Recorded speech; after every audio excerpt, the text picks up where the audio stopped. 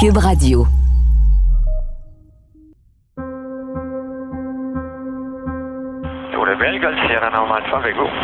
Je m'appelle Marie-Christine Noël. Je suis journaliste au bureau d'enquête de Québecor. Ça fait 4 ans que je commente l'affaire du pilote Normand Dubé, condamné pour le sabotage des lignes d'Hydro-Québec avec son avion. Et à chaque fois que j'ai l'impression de me rapprocher d'une conclusion, il y a un rebondissement qui vient tout changer.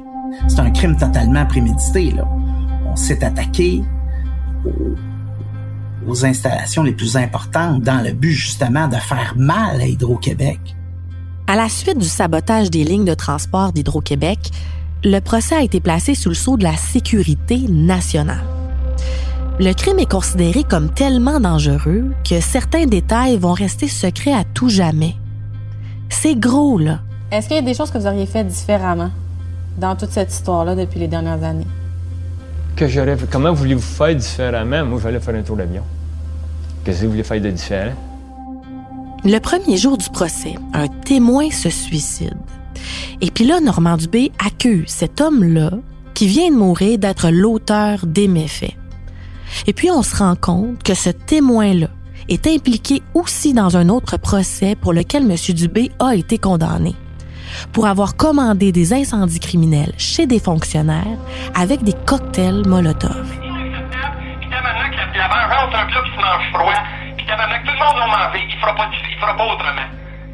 La toile de fond des dossiers de M. Dubé, c'est celle-là. La vengeance. Monsieur qui est incapable de gérer sa colère, de gérer ses conflits et qui, par vengeance, s'est attaqué à Hydro-Québec.